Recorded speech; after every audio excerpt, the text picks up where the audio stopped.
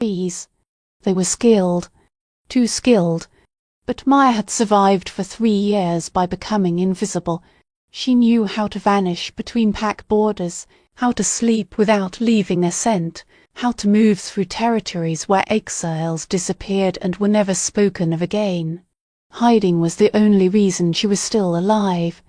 Lightning tore across the darkness, flooding the forest with a white flash. And that was when she saw him. A massive wolf lay collapsed beside a fallen log less than 20 feet away. His dark fur was soaked with rain and matted with blood that appeared almost black beneath the stormy sky. One hind leg bent at a sickening angle, his chest barely moved. For one breathless moment, Maya thought he was already dead. Keep running. The command came from the part of her that had kept her alive all these years. This is not your fight. Yet something about the broken creature tightened around her heart. He had been left alone, wounded beyond hope, abandoned by whoever should have protected him. Maya knew that pain.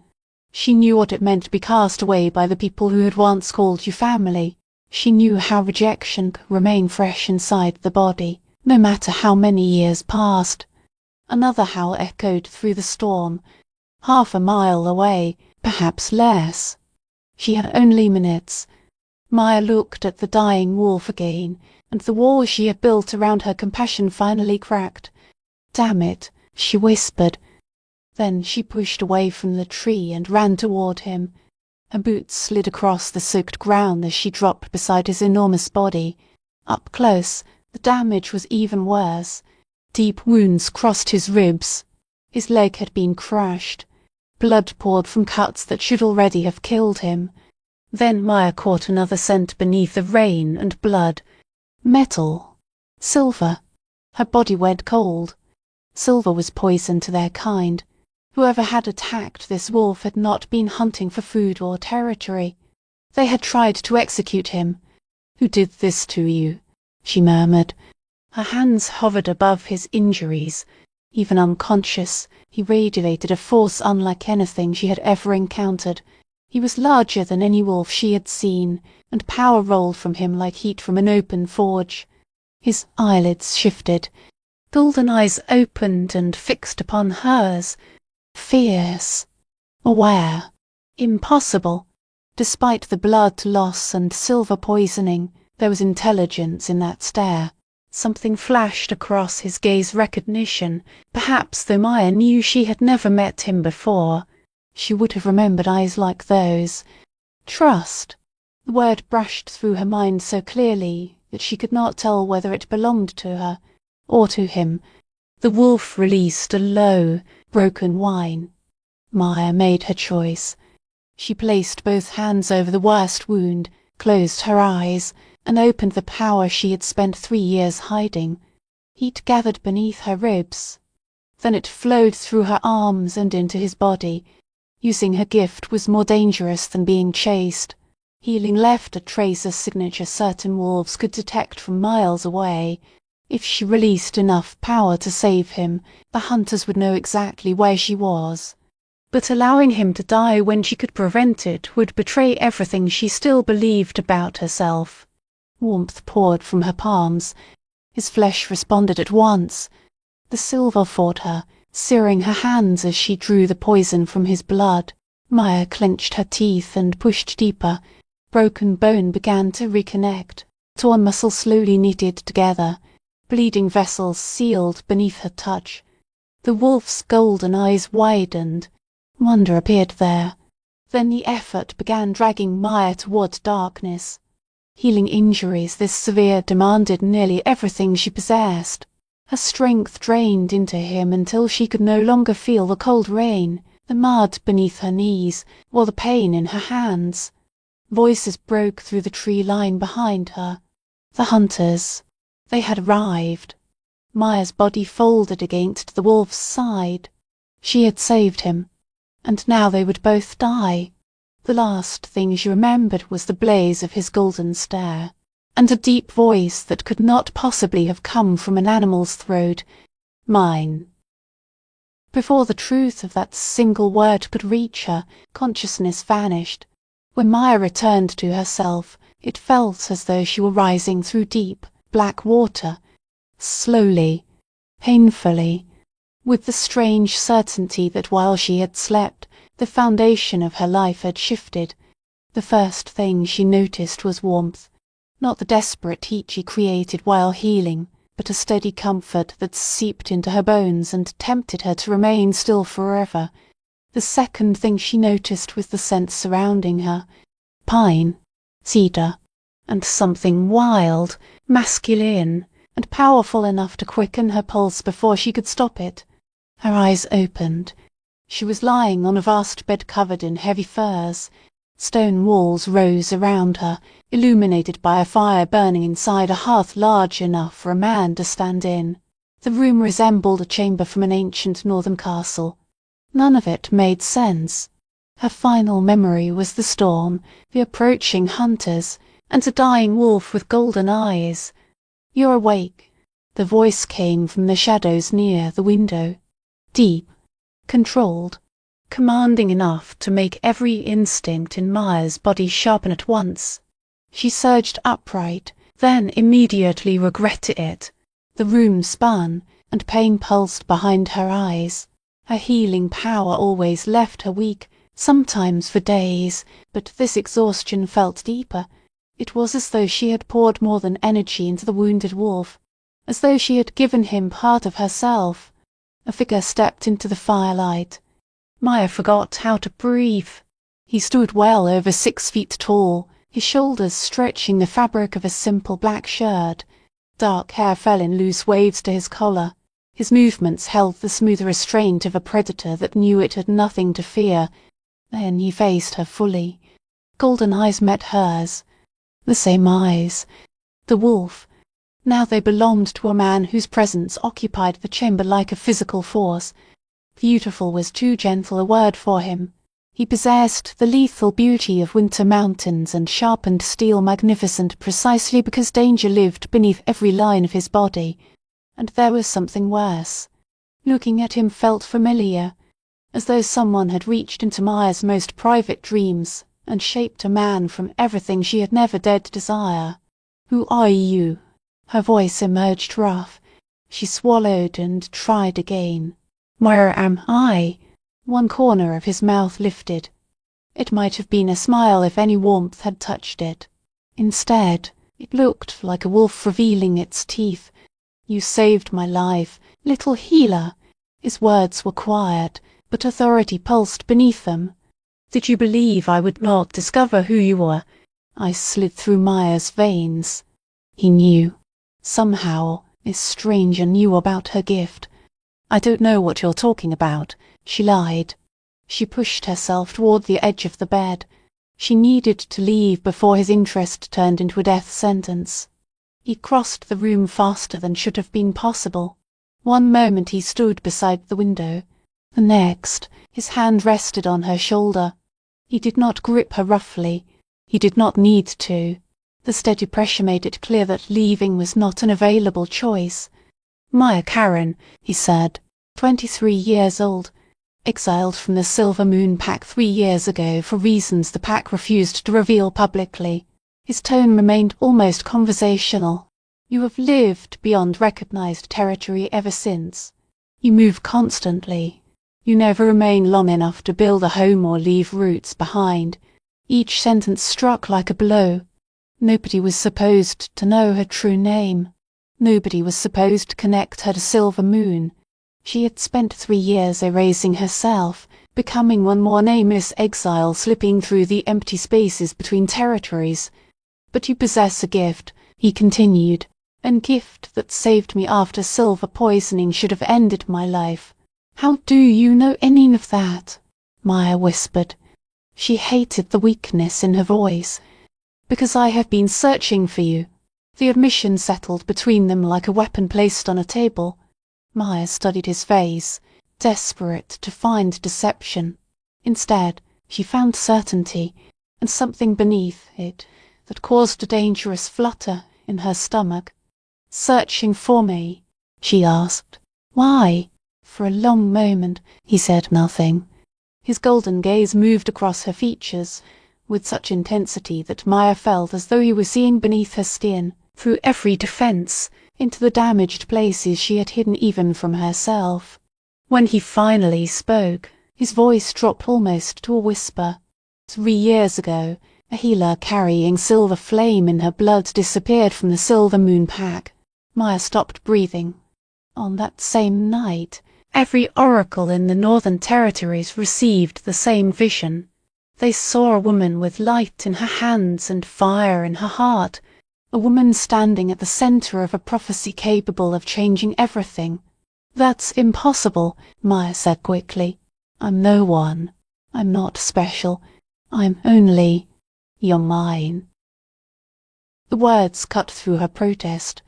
He spoke them with such complete certainty that reality itself seemed to bend around the claim. Something deep inside Maya answered. Recognition. The response frightened her more than any threat could have done. "I belong to no one." Even to her own ears, the denial sounded hollow. His hand moved from her shoulder to her face. His palm cupped her cheek, and his thumb brushed her cheekbone with a gentleness that stole the strength from her anger. "You touched wounds that should have burned the flesh from your hands," he said. "You pulled silver from my blood when the axe should have killed us both." His gaze held hers. "Do you understand what that makes you, little healer?" Maya could not answer. She could barely think through the warmth of his touch and the way he looked at her, as though she were precious, dangerous, and long-awaited. "It makes you the mate of the Alpha King." The world tilted. There was only one Alpha King in the Northern Territories. Only one wolf powerful enough to claim the title and defend it against every challenger. Cale Blackthorn, the most feared leader their people had known in centuries. Maya stared into the golden eyes of the man before her and felt the hidden life she had constructed turn to ash. "No," she breathed, "that cannot be true." Yet the truth was already settling into her bones like molten gold. Cale Blackthorn smiled. This time, warmth reached his eyes, transforming his face from beautiful into something devastating. "Hello, mate," he said. "We have a great deal to discuss." Maya tore herself away from his touch as if it had burned her. She wrapped both arms around her body and backed toward the far wall while memories she had buried for 3 years broke free with brutal clarity. "You don't understand," she whispered. "I am not a savior from some prophecy." Her voice trembled. "I am the reason 16 wolves died. I am the reason a bloodline was destroyed. Your oracles were wrong." Cale remained where he stood, but his ears followed every movement she made. "Tell me what happened, Maya." The way he spoke her name nearly undid her. He said it carefully, almost reverently, as though it were something fragile he refused to break. For 3 years, nobody had spoken her real name without fear, accusation, or disgust. Hearing it spoken with gentleness was more painful than hatred. "You want to know?" Maya laughed bitterly. "You want to hear why the great Alpha King's supposed mate is nothing but a disaster waiting to happen?" She turned toward him. "Fine, but do not say I failed to warn you." The past rose around her like dark water. She had been 20 then, young enough to believe love could overcome anything, and naive enough to think being different made her extraordinary instead of dangerous. The Silver Moon Pack had always feared her healing ability, but they tolerated it because she remained careful. She treated only small injuries. She released only enough energy to help. She never allowed anyone to witness the full extent of her power. Not until Fessus, Silver Moon, the Alpha's youngest son, the beloved golden boy of the pack, and the wolf Maya had loved with everything she possessed. A hunting party had carried him home with his chest torn open and silver poison flooding his blood. The pack healers had already surrendered hope. Maya had not hesitated. She had poured every fragment of her power into him, allowing it to run unchecked for the first time in her life. That was when the silver flame appeared. "My gift is not ordinary healing," Maya said, staring through the window at the dark forest. Most healers work through life energy. Their light is green, warm, and safe. Her hands tightened around her arms. Mine burns silver. She turned toward Cale, expecting revulsion. He only listened. Silver flame can purge almost any poison. It can close wounds that should be fatal. It can pull someone back from the edge of death. Maya's voice lowered.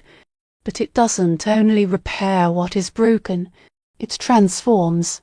It changes the body it touches, makes it stronger, sharper, more than it was before. When Fessus awakened, he was not the same wolf who had been carried into the healing chamber. He moved faster. His strength doubled. His senses became more powerful than those of any wolf in Silver Moon history.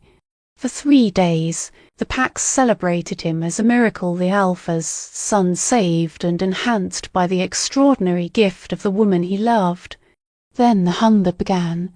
Silver flame does more than heal, Maya whispered. Tears gathered in eyes she had believed were empty forever. It awakens things, ancient things, things that were buried for a reason. Fessus began changing in ways that had nothing to do with improved strength. His wolf grew violently territorial. Rage consumed him without warning. He remained trapped in animal form for hours and could no longer control the shift. When he hunted, it was not for hunger. He hunted because he enjoyed the kill. Then he disappeared for 2 days. Search parties finally found him in a clearing surrounded by 16 bodies from a neighbouring pack. Every wolf had been torn apart with horrifying precision. Not for defence, not for survival, for sport. Fessus had looked at Maya with eyes glowing silver instead of their familiar warm brown. And, in that moment, she had known. She had created a monster. The flame awakened a dormant bloodline, Maya said, her voice cracking. A primal line older than the packs. Creatures that existed while our kind were still more beast than human. Something shifted in Cale's expression. Not fear. Understanding. Almost relief. Fessus became a direwolf. Maya continued. One of the creatures from the oldest legends. The packs attempted to restrain him. They tried to speak to the person he had once been. But the creature did not listen. It hunted. It killed. And it was nearly impossible to stop. Both packs joined forces. They tracked him for 3 days. Even then, Fessus nearly escaped. He almost killed Maya's father before a silver bullet finally pierced his heart. When it ended, the council made its decision, Maya said. Her hands shook as she wiped tears from her cheeks. They could not execute me because I had not intended any harm, but they would not allow me to remain. She heard Alpha Silver Moon's voice as clearly as if she still stood before the council. You are banished from this territory and every allied land. If you use the cursed gift again, if you awaken another monster, we will hunt you down and end your life ourselves. Maya had looked around the chamber at wolves who had known her since childhood. Family, friends, the people she had trusted. Every face reflected the same thing. Fear. Disgust. The boy you loved is dead because of you. The Alpha had continued. 16 innocent wolves are dead because of you. Remember that. Maya, Karen. Remember it whenever you are tempted to play healer again. The memory faded. Maya looked at Cale and waited for him to recoil. She expected him to summon guards or order the dangerous exile removed from his land. Instead, he came closer. You believe that story will make me reject you? He asked quietly. Shouldn't it? Her voice barely carried. I am cursed. Cale. Everyone I try to save becomes twisted. Everything I touch eventually turns to ash. To Maya's shock, he smiled. Not the sharp smile of a predator. Something warm. Something gentle. Maya, he said, reaching for her hands, do you know which bloodline runs through me? She shook her head. Direwolf. Her body went still. I am what Fessus became, Cale continued. But I was born this way. I have spent my entire life learning to govern that nature, to turn it toward protection instead of destruction." Maya stared at him. "And only one force can awaken a dormant direwolf bloodline." His fingers tightened around hers. "The touch of a silver flame healer. That's impossible. You did not create a monster that night," Kale said. "You awakened something already living inside him. Something that needed guidance, discipline, and understanding." His voice softened. Fessus lost himself because he did not know what he was becoming. Kale lifted her hands and pressed his lips to her knuckles. "You did not curse him, little healer. You revealed his true nature." Maya could not move, and had someone been there to help him understand it, Kale said, perhaps those 16 wolves would still be alive. The words entered her like forgiveness, like absolution she had never believed she deserved. For the first time in 3 years. Maya drew a full breath. 3 hours later, Maya followed Kale into a forest that seemed older than memory. The trees were immense. Ancient pines and oaks climbed so high that their crowns vanished into the mist. Moss draped every trunk and stone in layers of green, and a low current of power moved through the air, raising the fine hairs along Maya's skin. "Where are we going?" she asked. She tried to hide her breathlessness. Kale moved through the wilderness as though the land recognized him. He never slipped, never hesitated. Maya had to quicken her pace to remain beside his long strides. "To a place you need to see," he answered without turning. "A place that will help you understand what you truly are." Maya almost laughed. She understood herself perfectly. She was an exile carrying a dangerous gift, a healer whose attempt to save one life had ended 16 others. But the deeper they went, the more the forest silenced her objections. It felt awake, aware, as though unseen eyes followed her through the mist, measuring her worth before allowing her to approach whatever secret waited at its heart. Soon, Maya began noticing things that defied reason. Symbols had been carved into the bark of the oldest trees. Whenever she looked away, the shapes seemed to shift. Stones stood in patterns that made her eyes ache if she studied them too long. And beneath everything, that steady humming answered something hidden inside her chest. "Kale." Maya stopped. He turned. In the scattered forest light, his golden eyes appeared to glow. "What is this place?" "The heart of the wilds," he said. "The oldest sacred ground in the Northern Territories." His gaze moved over the surrounding trees. "Some believe the first wolves learned to pass between human and animal form here.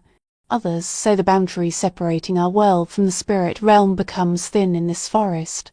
And you brought me here because—" Kale held out his hand. "Trust me." The words struck an old wound.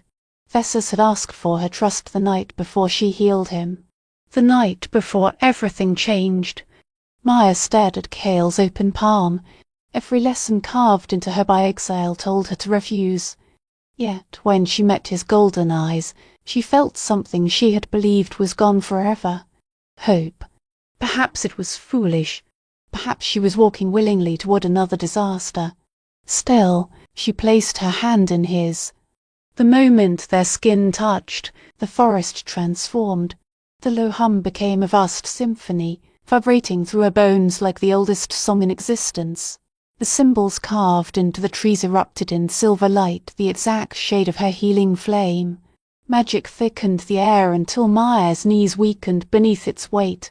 "Do you feel it?" Kale asked. Wonder softened his voice. Maya could only nod. She felt everything. The pulse of roots deep beneath the soil, the breath of leaves high above them, whispers from spirits that had crossed beyond flesh centuries ago, the pressure of prophecies written in starlight and sealed in blood. Power moved through her like a river of molten silver, and for the first time it did not feel cursed. It felt like home. Kale guided her deeper into the sacred forest until they entered a circular clearing. At its center stood a massive stone altar. Symbols covered every surface, wolf heads woven through flames, moons shone in every phase, and ancient marks Maya somehow understood despite never having seen them. Then she noticed the carving at the center. Her heart stopped. A silver wolf stood within a crown of fire, its eyes blazing with inner light. "The mark of the silver flame," Cale said. He followed her stare. According to legend, it appears upon the one chosen to bridge the distance between wolf and spirit, between the ancient world and the new. Maya's hand moved to her left shoulder. A birthmark had rested there since infancy. She had hidden it for most of her life because its shape looked disturbingly similar to— "Show me," Cale said gently. Her fingers trembled as she pulled the collar of her shirt aside. In the sacred glow, the mark was no longer an ordinary stain upon her skin. Silver fire pulsed through it. The shape was identical to the image carved into the altar. "No," Maya backed away. "No, this is madness. I am not chosen. I am only a woman who made a terrible mistake." The altar exploded with light. Every symbol flared alive. Voices filled the clearing, speaking in a language older than human memory. Yet Maya understood every word. When silver flame burns bright, and direwolf walks in flesh, the marked one shall rise, to heal what once was torn. She who bridges wolf and spirit, she who speaks through light, shall stand between the worlds. When shadow claims the night, the voices vanished. Silence settled so completely that Maya could hear the thunder of her own heart. "The prophecy of the silver flame," Cale said. "The first oracle spoke it more than 2,000 years ago.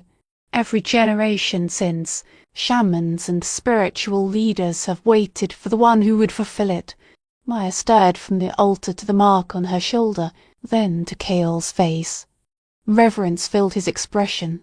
"This cannot be real," she whispered. "Prophecies are stories. People invent them because they cannot accept that life is random."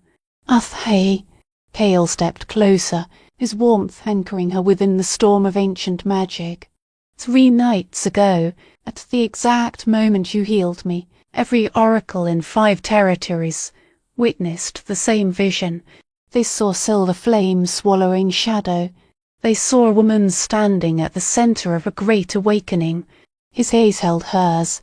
They saw you. The clearing began to pulse again. Something stirred inside Maya, not merely healing power, but a force wider than her body, as though destiny itself had begun unfolding beneath her skin. "I don't want this," she said. "I know." Cale's answer carried no judgment. "But destiny has never depended upon desire.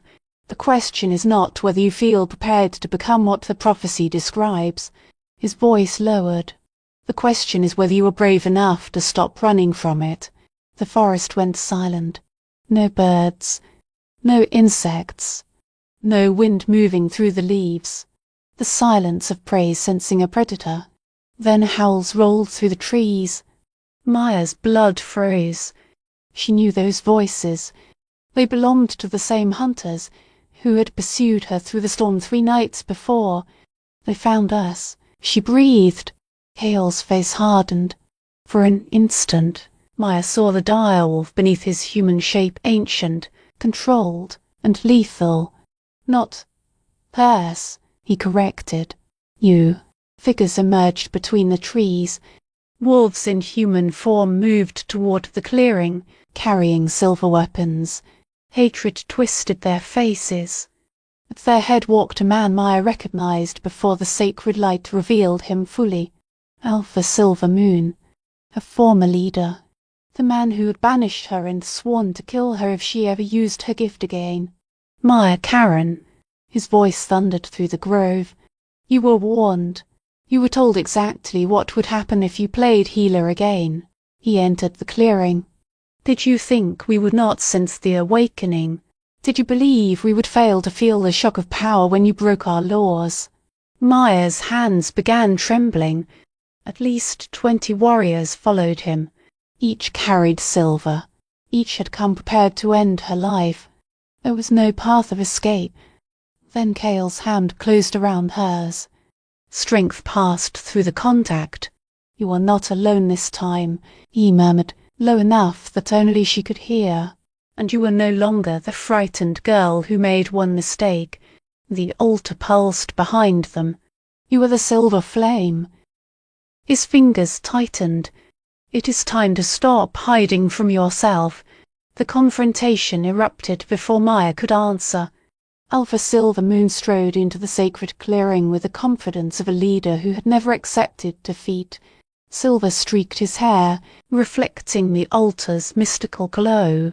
His 20 warriors spread behind him in a precise hunting formation, every blessed blade and rifle aimed toward Maya and Cale. 3 years, the Alpha said. Authority weighed down each word. "For 3 years, we have tracked the disturbances left by your cursed power. Whenever someone reported an impossible healing or a recovery no healer could explain, we investigated." His stare burned into Maya. "We were always one step behind the monster who destroyed my son." Cale tensed beside her. Power gathered beneath his skin like heat trapped inside iron. Then Alpha Silver Moon looked at him. "Did you think we would not feel it when you awakened another direwolf?" Disgust sharpened his face. "How many more monsters will you create before we end you permanently?" She created nothing. Cale's voice was so quiet that the entire clearing seemed to lean toward it. "I was born a direwolf, old man.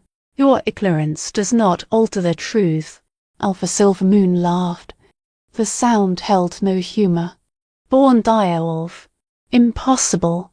Those bloodlines vanished centuries ago." He raised his weapon slightly.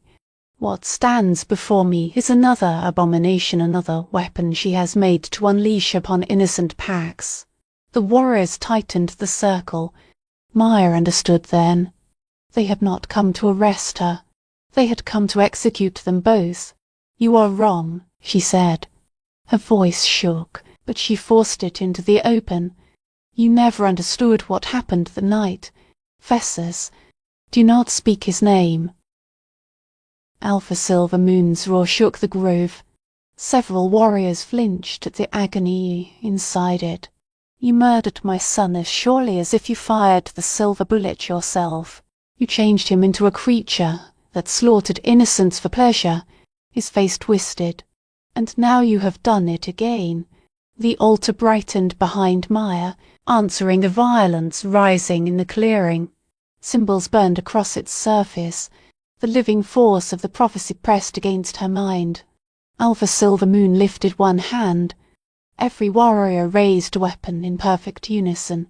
"By the laws of the Northern Territories, and by the blood debt owed to 16 innocent souls, I sentence you to death, Maya Karen."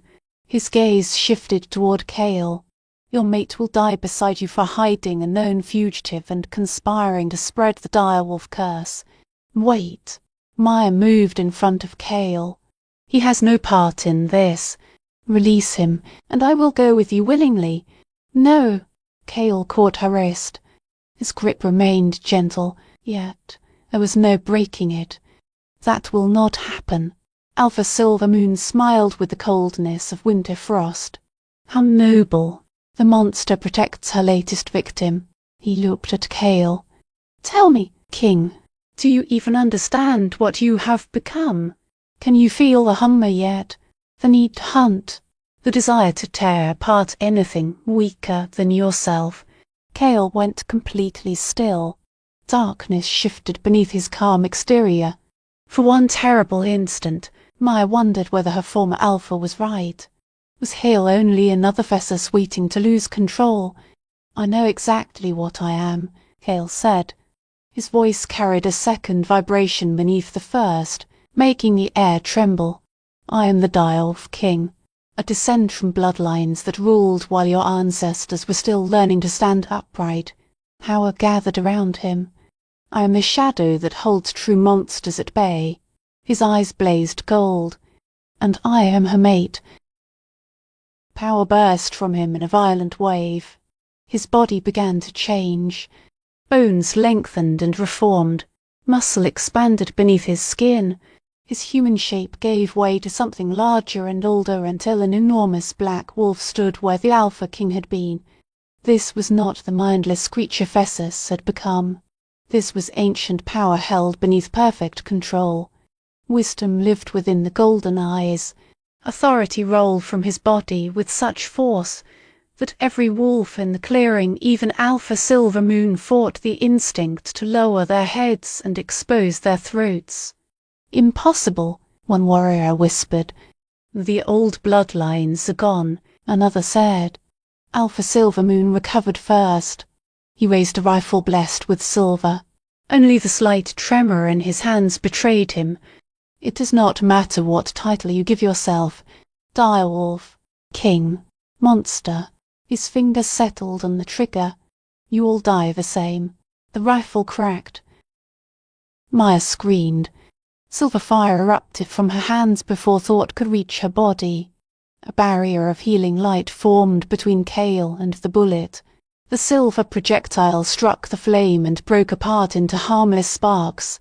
Pain exploded through Maya's skull. The sacred ground magnified her untrained power and threw part of it back through her body. Her knees buckled. Kale's massive wolf pressed against her side, holding her upright. "Stand down, Silvermoon." Another voice cut across the chaos. Maya's heart sank. Elder Fessus stepped into the grove, the trusted advisor who had pronounced her banishment 3 years earlier. 12 additional warriors surrounded him, doubling the force arrayed against her. "This ground has suffered enough defilement through her presence," the elder declared. Then his eyes moved toward the altar. "But look around you, Alpha. See what her power is doing." Maya followed his gaze and gasped. The altar had become a pillar of silver light. Fire shone from the ancient carvings. Trees surrounding the clearing glowed from within, and the soil vibrated beneath their feet. "She is awakening the old magic," Elder Fessus said. "Magic sealed away for good reason. If we do not stop her, she may tear open reality itself." "You are wrong," Maya said. But she could feel the unstable force building. The prophecy was more than words carved into stone. It was a living spell, and her presence had begun to activate it whether she wished to or not. "Look at her mark." Elder Fessus pointed toward Maya's exposed shoulder, where the birthmark blazed like a brand. "The cursed one has awakened, the destroyer named in the old warnings. She will break the wall between worlds and release chaos." "That is not the prophecy," Kale said as his body began returning to human form. Alpha Silvermoon cut him off. "I do not care which prophecy is true." Grief twisted his voice into a snarl. "My son is dead. 16 wolves are dead. She is the reason." He raised the rifle again. "This ends now." Before he could fire, darkness erupted from the forest. Creatures poured between the trees. They resembled wolves formed from living shadow, their eyes glowing like burning coals. They moved faster than any natural animal, and their howls carried the sound of nightmares given flesh. "Shadow walkers," Elder Fessus whispered. Terror drained the colour from his face. "The barriers are already weakening." The Silvermoon warriors broke formation and turned their weapons toward the new enemy. Silver bullets passed through the creatures without resistance. Only Kale remained steady. His dial form stood between Maya and the darkness, unshaken by the invasion. In the center of the chaos, the prophecy surged through Maya. She was a bridge between worlds. But what if every accusation was true? What if her destiny was not to heal, but to destroy? Choose. An ancient voice spoke inside her mind. Save them all, or watch everything burn. Maya looked at Kale, at the terrified warriors who had come to kill her, at the shadow creatures closing from every direction. Then she shut her eyes and reached for a power that could become either salvation or damnation. Silver flame exploded across the sacred grove. It did not burn flesh. It burned darkness. The shadow walkers screamed as light tore through their bodies. Maya felt the weakening seam between worlds beneath the clearing and instinctively forced her power into the wound. The rift began to close. She poured herself into it until the final shadow creature vanished and the broken barrier sealed beneath the web of silver light. Then the power left her. Maya collapsed. Kale caught her before she struck the ground. They escaped only moments before more silver moon reinforcements reached the grove. The hidden cavern felt like another world. Kale had carried Maya deep into the mountains bordering his territory, far beyond the paths used by ordinary wolves. When she finally regained consciousness, firelight moved across walls veined with silver and quartz, turning a stone into living crystal. A natural spring steamed at the rear of the cave. Warm water bubbled between smooth rocks, filling the air with the scent of minerals and old magic. The place was beautiful, peaceful, completely unlike the turmoil inside Maya. "How long have you known about this cave?" she asked. She lowered herself onto the furs Kale had arranged beside the fire. Every part of her body ached from the power she had released in the grove.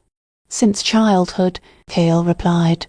He had returned to human form hours earlier, yet Maya could still sense the wolf beneath his skin, patient, watchful, always ready to place itself between her and danger.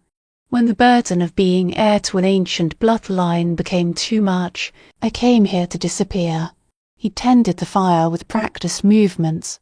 Something about him had changed. The authority he carried like royal armor had cracked open, revealing brief glimpses of the man beneath the crown. "What was it like?" Maya asked. "Growing up knowing what you were." Kale remained quiet long enough that she thought he would refuse to answer. "Lonely," he said at last. One word. Years of pain inside it. Direwolves do not belong naturally inside ordinary packs.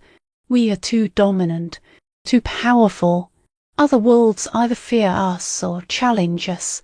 There is rarely anything between. He sat beside her, close enough that warmth passed from his body to hers, yet he did not touch her. Always controlled, always holding part of himself back. "The elders spent my childhood teaching me restraint," he continued, "how to chain the hunger, how to master the instinct to kill, how to lead through negotiation rather than force." He stared into the flames. "They feared I would become one of the direwolves from the legends, a mindless beast ruling through terror and slaughter." Maya studied the tension in his jaw and the weight carried in his shoulders. "Is that why you never chose a mate?" she asked. "Because you were afraid you might hurt her?" "No." Kale turned toward her. The intensity of his golden stare stole Maya's breath. "I never chose another mate because I was waiting for you. Kale, I have known since I was 16. He raised one hand and traced the line of her cheek with devastating tenderness. "The night I first completed the direwolf shift, I saw a vision. Silver fire dancing through darkness. Healing hands capable of touching my soul without being burned." His thumb moved lightly across her skin. "A woman with eyes like storm clouds. A woman who would look at me and see more than a monster." Maya's heart stumbled. "That cannot be possible. Direwolves remain connected to the old magic in ways ordinary wolves are not," Kale said. "Sometimes we dream truth. We see fragments of destiny written in shadow and stars."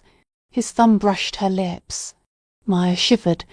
"I have searched for you for more than 10 years, he said. "I followed every rumor.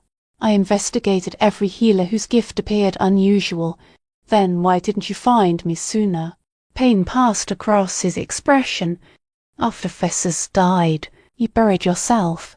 You hid your light so completely that even I could barely sense it." His voice lowered.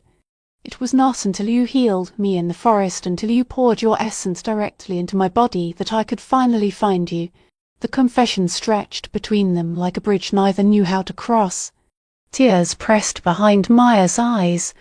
"I am still the woman who destroyed Fessers," she whispered. "I am still dangerous. Still cursed." "You are not cursed." Fierceness entered Cale's voice. He framed her face between both hands, yet his touch remained infinitely careful. "You are magnificent." Maya stared at him. "Do you understand what you accomplished in the grove? You did not simply drive away shadow walkers. You sealed a dimensional rupture that could have consumed half the territory." His golden eyes burned. "That is not the power of a curse. It is a blessing so ancient and pure that frightened people no longer recognize it. But what if they are right?" Her voice broke. "What if the prophecy names a destroyer? What if saving Fessers was only the beginning? What if I'm the one destined to tear apart the wall between worlds?" Cale did not answer with words. He leaned forward until his forehead rested against hers. The simple contact sent warmth through Maya's entire body. For one precious moment, the fear that had lived inside her for 3 years became quiet. "May I show you something?" he asked. Maya nodded. Cale took her hands and placed both palms against his chest, directly above his heart. "Feel." At first, she sensed only the warmth of his skin and the steady rhythm beneath it. Then something deeper touched her. Maya gasped. Cale's wolf consciousness brushed against hers ancient, wild, and perfectly controlled. Through the bond, memories opened. She saw a lonely child shifting in secret, endless years of rigid discipline, a young heir learning to suppress every instinct natural to his blood, the crushing responsibility of a crown handed down through generations of direwolf kings. Beneath all of it lived a loneliness as deep as her own. Then Maya saw herself through his eyes. There was no disgust, no fear. He looked at her with wonder, with reverence, with a love so complete that it left her unable to breathe. "You see my darkness," Cale murmured against her hair, "the creature beneath my skin, the hunger I master each day, the violence even I fear I may be capable of." His arms tightened slightly. "And you are not afraid?" "Should I be?" Maya whispered. "Everyone else is." The honesty in his voice was raw. "Even members of my own council sometimes watch me, as though I'm a weapon waiting to explode." He pulled back and met her eyes. "But you touched my soul when you healed me. You know exactly what I am." His voice softened. "And you are still here."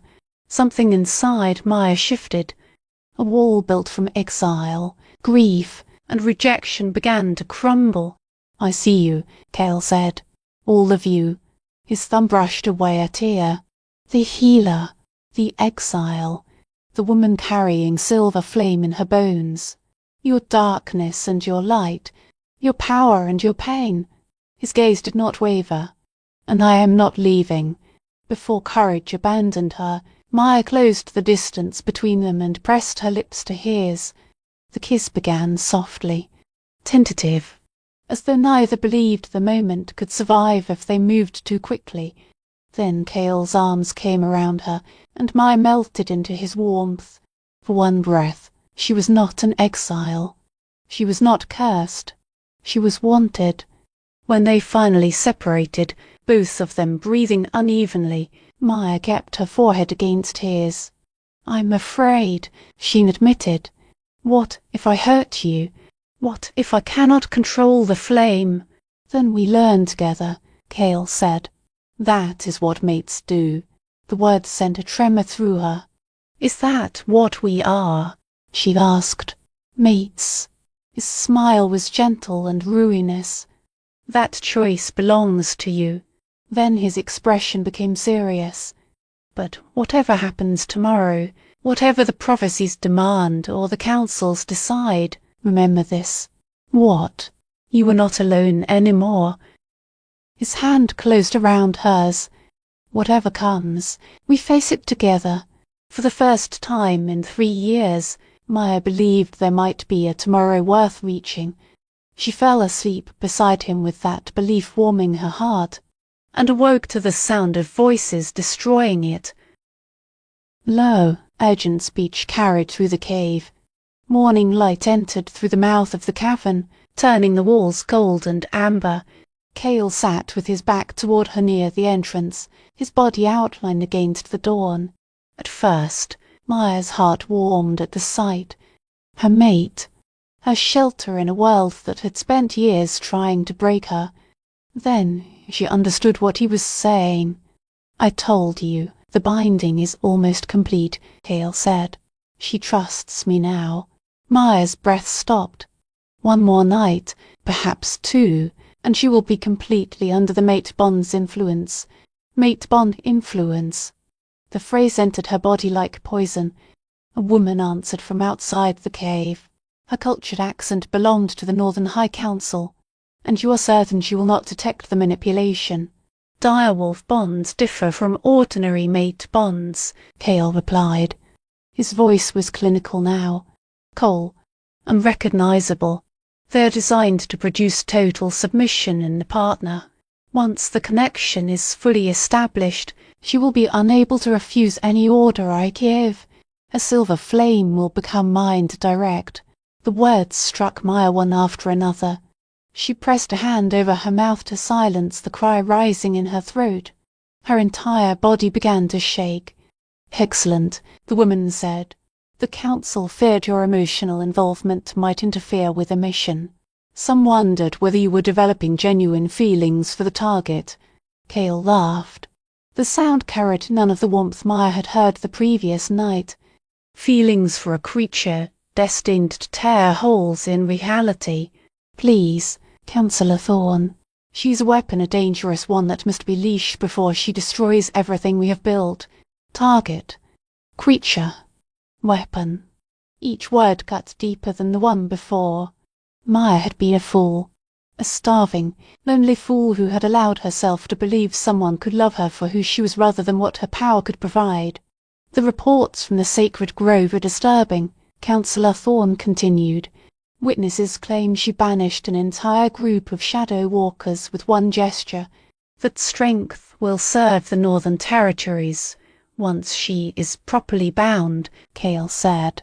"Imagine having such power under our command. We could crush the Eastern Rebellion within days and secure the southern borders permanently." Maya's hand rose to her shoulder. Some time during the night, a mark had appeared there, a black wolf intertwined with silver fire. She had awakened believing it was a sign of destiny, a sign that love had finally found her after years of abandonment. Now she understood. It was not a promise. It was a collar. "And what of Silver Moon?" Councillor Thorne asked. "The Alpha still demands her death." "Let him try." Deadly confidence entered Cale's voice. "Once the bond is complete, she will stand under the protection of the direwolf crown. Any attack upon her will be an attack upon me." He paused. "More importantly, she will be too thoroughly controlled to endanger anyone again." Bile rose in Maya's throat. You discussed the destruction of her will as though negotiating territory. "And if she resists?" the councillor asked. "If she realizes what is happening, she will not." Cale rose. Through the cave opening, Maya saw the edge of his profile, the same face that had watched her with such tenderness only hours earlier. Now it held nothing but calculation. "Silver flame healers are instinctively drawn to direwolves," he said. "They cannot resist the need to heal our darkness. I have merely encouraged that instinct while constructing the psychic pathways required for control. Encouraged that instinct. Every soft touch, every confession, every moment she had mistaken for truth, all of it had been designed to trap her more completely than iron ever could." "Our researchers are fascinated," Councillor Thorne said. "A direwolf with permanent access to silver flame could theoretically live forever. Greater healing, greater strength, greater power in every respect." A hint of satisfaction entered the woman's voice. "You are not only securing a weapon, your majesty. You may be securing your own immortality. Tears blurred Maya's sight. Of course. It was not enough to command her gift. He intended to consume it. The possibility has occurred to me, Cale replied, though breaking has required more effort than expected. Silver flame healers appear naturally resistant to psychic control. His tone darkened. I was forced to use a more intimate method than I initially planned. The word intimate turned Maya's skin cold. Every kiss, every moment his body had sheltered hers, every connection that had felt sacred, calculated.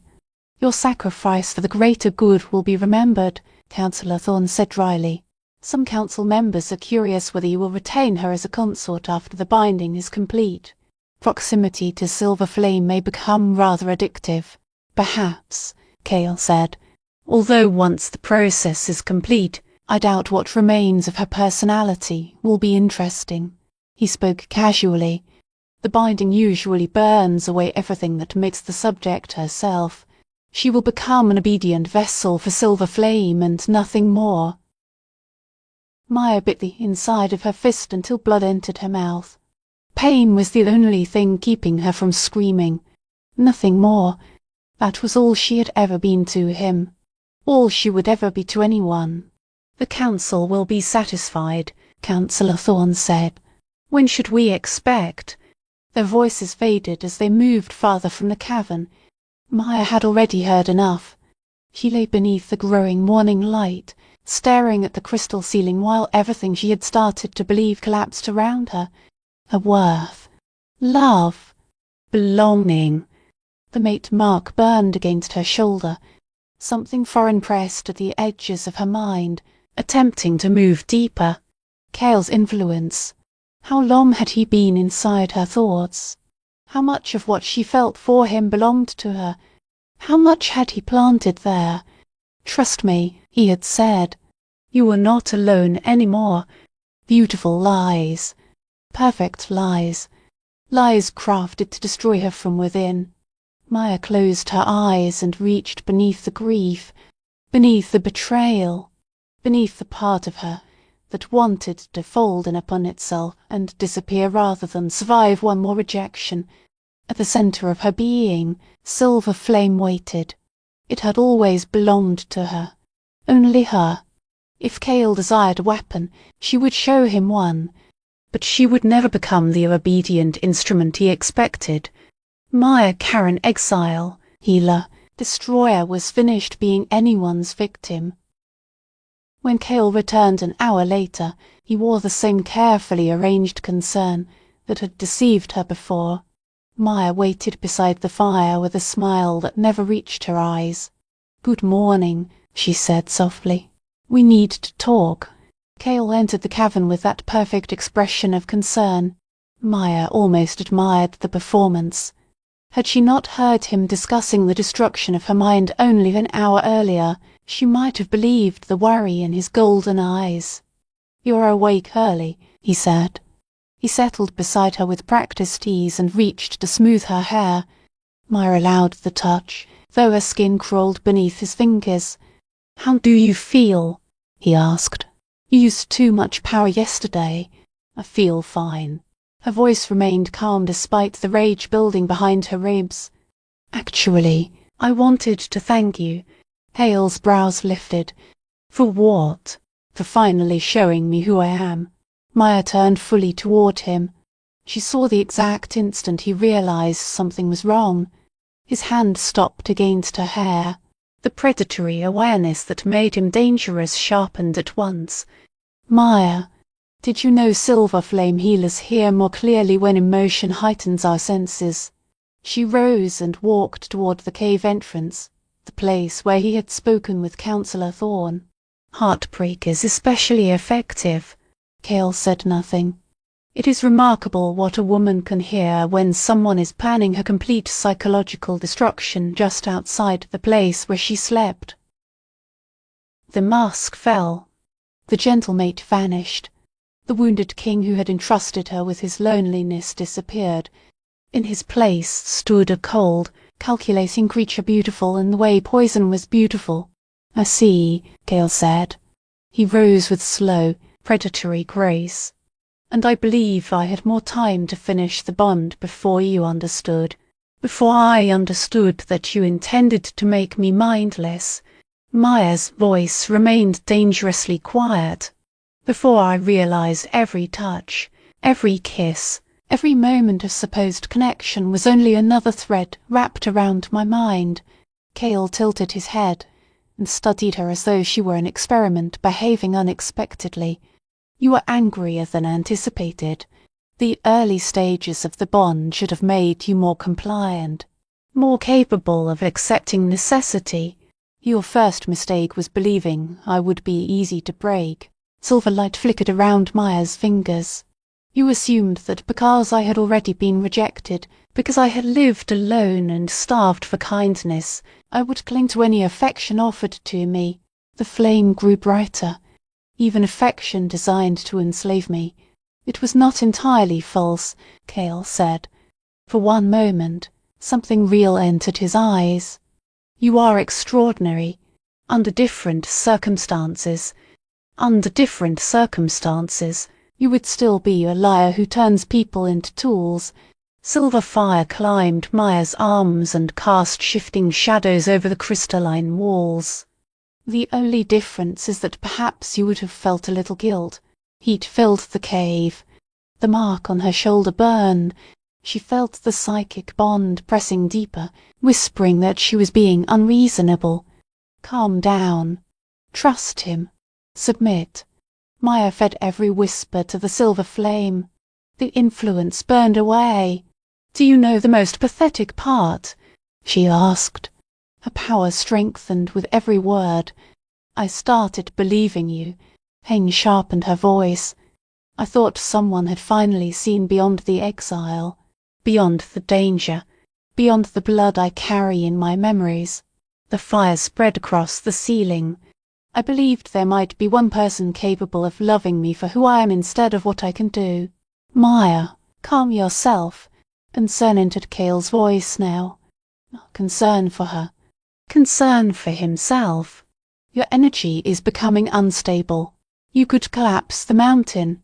"Good." The word carried a second voice beneath it, and the stone trembled. "Perhaps the world should learn what happens when it tries to cage silver flame." Maya lifted one hand. Power broke from her like a tidal wave.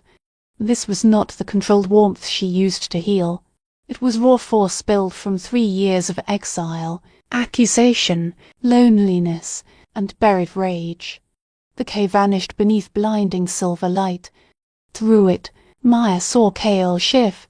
His body expanded into the massive direwolf. Ancient, powerful, terrifying. Yet even he seemed small before the fury she had finally released. "You wanted to know what I am." Maya's voice shook the mountain. "I am not your weapon." She stepped forward. Silver fire rose from the stone beneath her feet. "I am not your tool." Another step. "I am not your sacrifice." Her eyes blazed. "I am Maya Karen, heir to a bloodline that burned before your ancestors learned to walk upright." The cavern groaned around them. "I am the silver flame, the bridge between worlds, the one who stands where destiny meets choice." Cale's wolf backed toward the entrance. There was nowhere to flee. Maya's power occupied every space, turning the air itself into liquid fire. "You believed you could own me." Her smile became something terrible and beautiful as star at the instant before it destroyed itself. Silver flame opened behind her in the shape of enormous wings. The power lifted her from the ground. Light surrounded her so fiercely that even Cale turned his face away. She gathered enough force to reduce him to ash. Enough to break the mountain above them. Then another presence entered the cave. The flame flickered. "Not yet, daughter." "Not like this." The voice came from everywhere and nowhere. It carried the weight of creation, the age of prophecies written before language. Figures appeared within the light. Women and men formed from silver mist, and stars stood around Maya as though they had always been there. The first ones. The original silver flame healers who had walked between worlds when the barriers were young. Your anger is justified, the ancient voice said. The figure at the center stepped forward. She was a woman whose face mirrored Maya's, aged by immeasurable wisdom. But this is not the hour of your final choice. Greater darkness approaches. He will kneel before you soon enough. But first, you must decide whether to save the world that rejected you. Maya's flame pulsed with her heartbeat. Through the opening created by her power, she sensed something vast stirring far away. Not the shadow walkers from the grove. Something older, hungrier. Its voice carried promises of emptiness and endings. The barriers weaken. The ancestral woman said, the ancient seals are failing. Soon the choice will stand before you.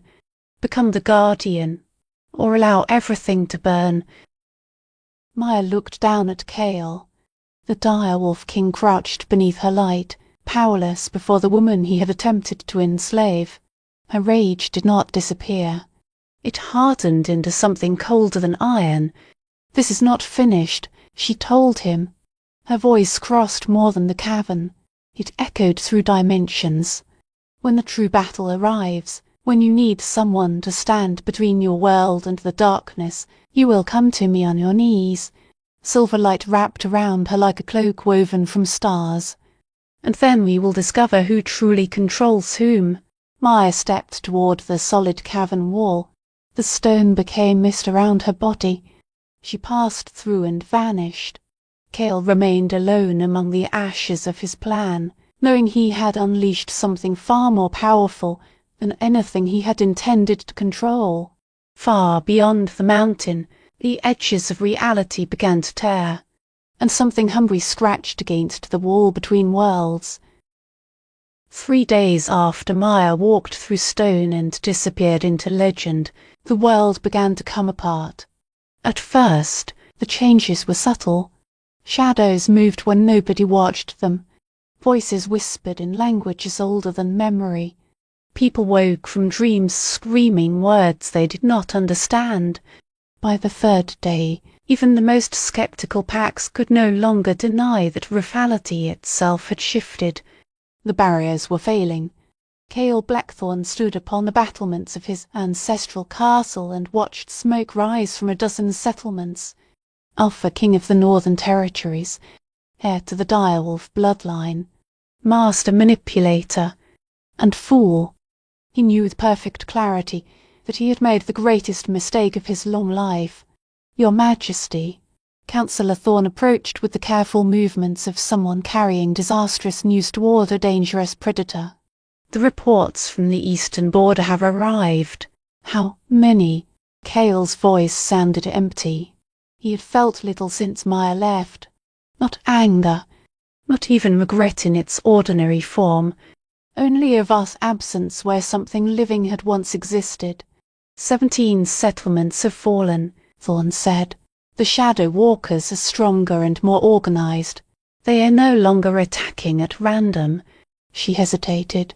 They are destroying every trace of silver flame blood they find. It appears they are searching for someone. They are searching for her, Kale thought. The creatures were not mindless. They were soldiers in a war older than the territories, and Maya was both the greatest danger to them and their chosen target. What are the other packs doing? Kale asked. Have they begun mobilizing? Thorne's silence answered. The Northern Territories were fracturing beneath ancient grudges and new terror. Half the packs blamed Maya, claiming the cursed healer had torn open the world. The others were too busy fleeing to assign blame. Silver Moon has issued a formal challenge, Thorne said at last. Alpha Silver Moon accuses you of protecting the fugitive responsible for the invasion. He demands Maya's execution and your abdication if you refuse to surrender her. Kale nearly laughed. Surrender her. As though he knew where she had gone. As though he possessed any power over her at all. And if I found her, he murmured. What then? Thorne watched him carefully. Would I command her to repair a wound she did not create? Would I ask her to save a world that spent 3 years trying to murder her? Your Majesty. But Kale no longer spoke to his counselor. He saw silver fire filling the cave. He saw the moment Maya learned the truth. He heard her speak her own name like a declaration of war. I am Maya Karen. He had tried to reduce her to an instrument. Instead, he had awakened something magnificent and terrifying, something capable of saving the world or watching it die with equal power. Which would she choose? Hooves thundered in the courtyard below. Riders shouted as they arrived at full speed. Kale looked down and saw a scout from the Southern Territories collapse from a horse white with exhaustion. Your Majesty, the scout shouted. An emergency dispatch from Ironwood. Minutes later, the man stood before Kale's throne, covered in dust and shaking from fear or fatigue. Ironwood has fallen, he said. The entire pack. 200 wolves killed in a single night. He swallowed. But that is not the strangest part. Continue. Before the Shadow Walkers breached their final defences, every Ironwood oracle received the same vision. They spoke one message together with their final breaths. The scout produced a sheet of parchment shimmering with residual magic. When Kale took it, words appeared across the surface in liquid starlight. The silver flame walks between worlds. Seeking the heart of shadow, she who was rejected stands now. At the crossroads of salvation and vengeance, the choice approaches. Will she become guardian or executioner? Will love rise above betrayal? All things rest upon a question, for which no answer has yet been given. Will she choose the world that cast her out, or will she allow it to burn for its sins? Time grows short. The first darkness stirs. She cannot face it alone. But when the final hour arrives, will anyone stand beside her? The words vanished when Kale finished reading. Only blank parchment remained. He closed his eyes and saw Maya as she had been on their final night, radiant, wounded, and utterly his. Or so he had believed. Now he understood she had never belonged to anyone's claim.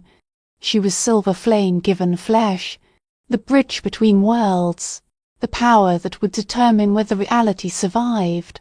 And he had tried to enslave her. What kind of man does that make me? What kind of king attempts to imprison the only force his people need to survive? Guilt threatened to drown him.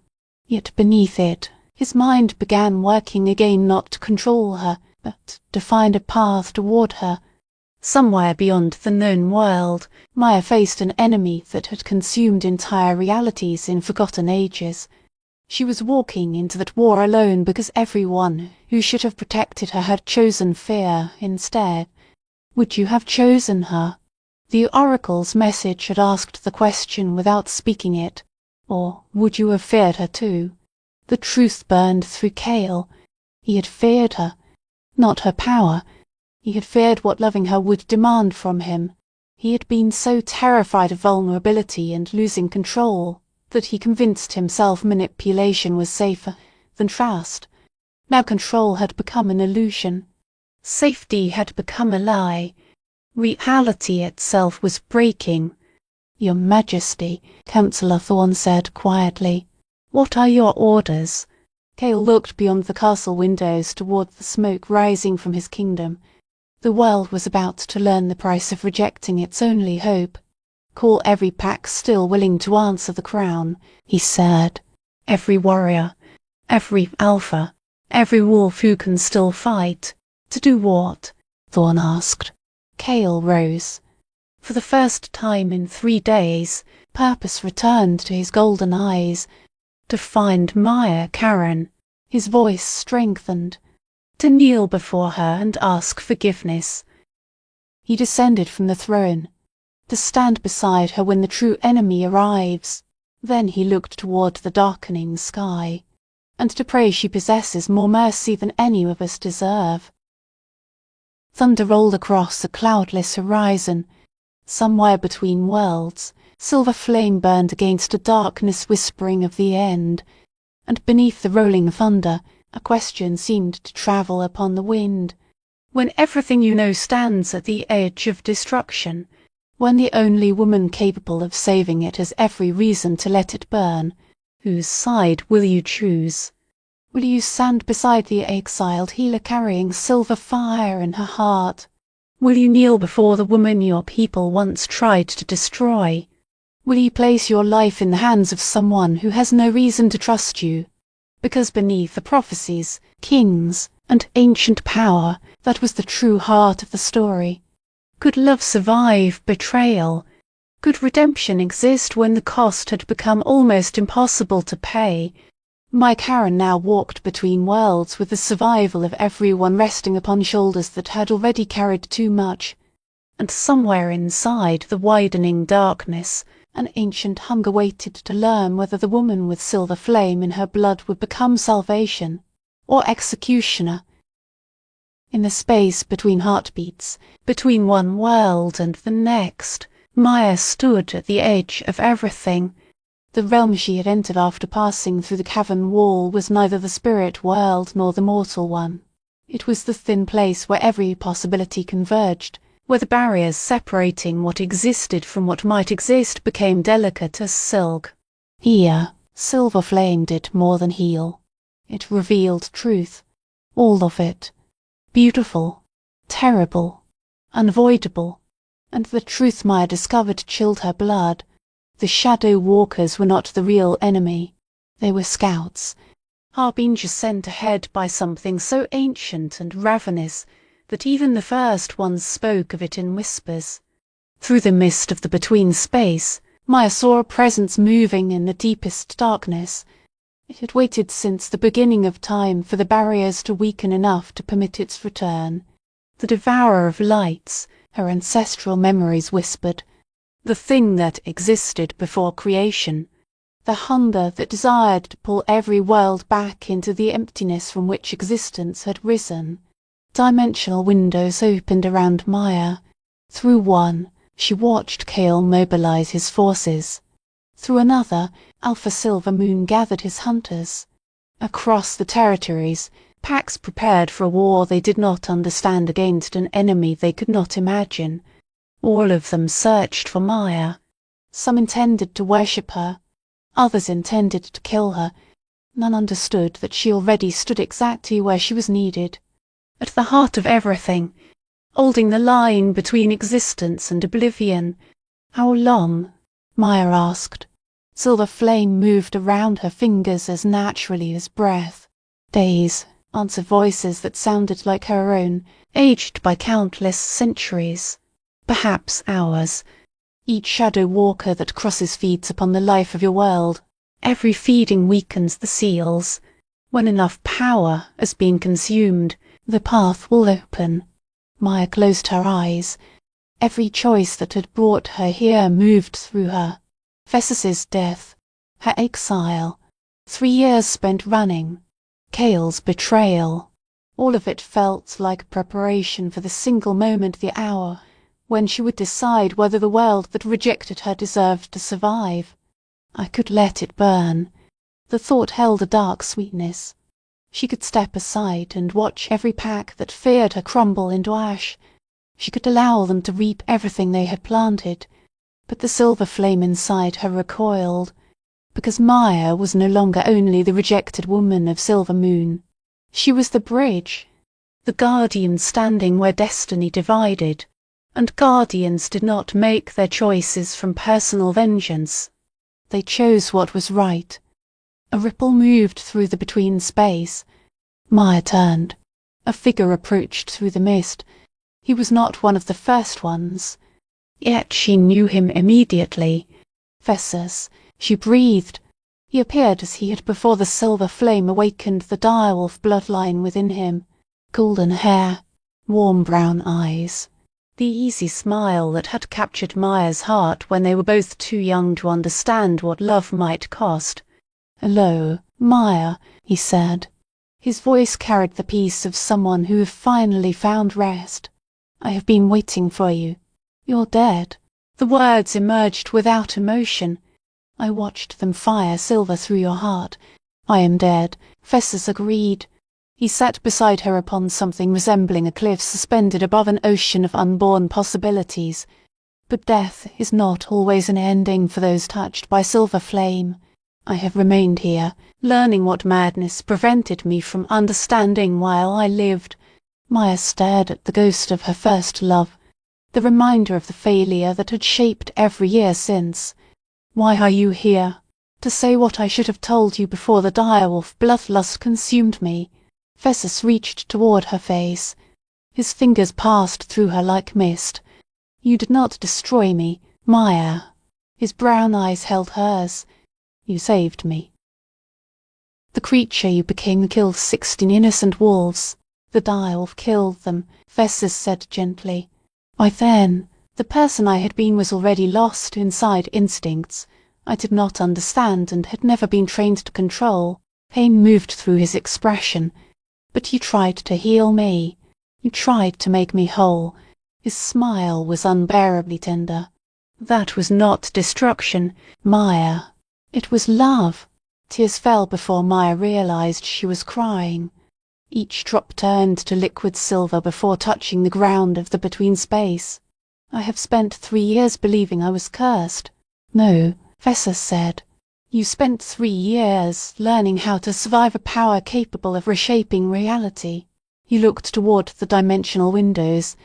Every lonely night, every rejection, every mile you travelled while hiding, all of it prepared you for this choice. Beyond them, shadow walkers gathered along the borders of the mortal world. The devourer shifted inside the distant dark.